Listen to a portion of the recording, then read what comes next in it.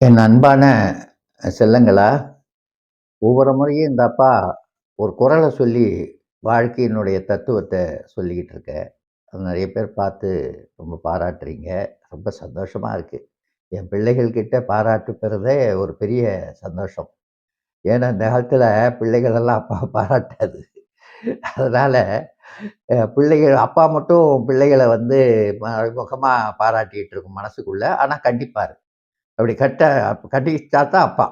அதனால, இப்போ ஒரு குறள் உங்களுக்கு சொல்ல இருக்கிறேன்.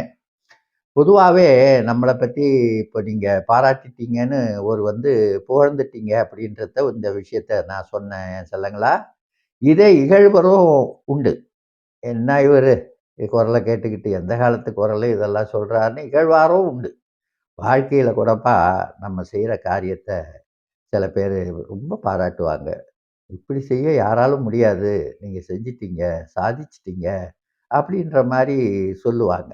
நான் இந்த புத்தக வெளியீடுகள்ல பாராட்டியிருக்காங்க. அ பிள்ளைகள படிக்க வச்சதுல என்ன பாராட்டியிருக்காங்க.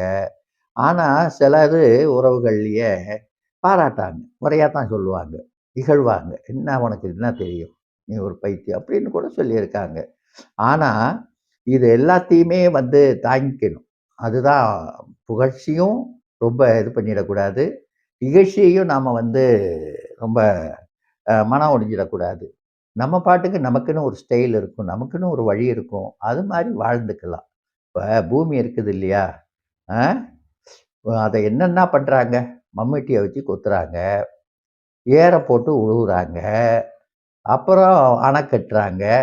அத ஒரு அமைதியா இருக்க விடல. புரியுதுங்களா? அணை கட்டுவாங்க, கொத்துவாங்க, குளறுவாங்க, டிராக்டர வச்சு அடிப்பாங்க. இது அவ்வளதும் இந்த பூமி தாங்கிக்குது. புரியுதுங்களா? ஏன் செல்லம்? நீங்க பாருங்க, நீங்க டவுன்ல இருக்கிறவங்களுக்கு தெரியாது. ஏன் டவுன்லயும் இப்போ உண்டு. இப்ப மாநகராட்சிகள்லலாம் சாக்கடை தோண்டுறேன்னு சொல்லி வெட்டி, வெட்டி குழிய போட்டு விட்டுர்றாங்கல்ல. இந்த நிலத்த என்ன பாடுபடுத்துறாங்க. கடைசியில குழிய போட்டு விட்டுட்டு, அதன் வழியா யாராவது தப்பி தவறி விழுந்துட்டா, இந்த மாரி பள்ளம் இருக்குன்னு பூமியும் குறை சொல்றாங்க. அது செஞ்சது மனுஷன். அதனால பொதுவாகவே நாம என்ன செய்யணும்? வள்ளுவர் என்ன சொல்றாரு? இந்த நிலங்கள் பூமியைப் போல நம்ம பொறுமை காக்கணும் அப்படின்றத சொல்றாரு. அதுதான் ஒரு முக்கியமான விஷயம். இப்ப பாருங்க, "அகழ்வாரை தாங்கும் நிலம்போல் தம்மை இகழ்வாரை பொறுத்தல் தலை" அப்படின்னு சொல்லியிருக்கிறாரு குறளு. அப்ப என்ன செல்லங்களா, இதுல புரிஞ்சுக்கிட்டீங்க? பொறுமை. எப்பொழுது நம்மள மரியாதை குறைவா பேசினாலும், இகழ்ந்தாலும், நாம பொறுமையா இருந்து பூமியைப் போல பொறுமை. பூமியைப் போல பொறுக்கணும். அது மாரி கோவப்படக்கூடாது. மனவேதனை தான் படும். எத்தன உலகமே பாராட்டுது நம்மள. நம்ம செஞ்சோம், நம்ம படிப்ப பாராட்டுது, நம்ம செயல பாராட்டுது, நம்ம பேச்ச பாராட்டுது, எல்லாமே பாராட்டுது.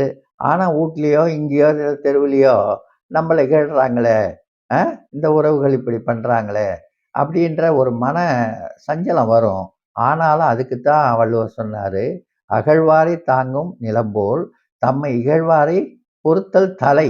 தலைனா எல்லாத்த விட மிக முக்கியமானதுன்னு சொல்றாரு செல்லம். அதனால நீங்க செல்லங்களா, இனிமே கவலையே பட வேணாம். இந்த அப்பா சொல்றத கேட்டு, அத விட நம்ம திருவள்ளுவர் தாத்தா சொல்றத கேட்டு, நீங்க வழி நடந்தீங்கன்னா, நீங்க பேரும் புகழும் அருமையா பெறலாம். எனவே இந்த குறள மனசுல வச்சுக்கங்க.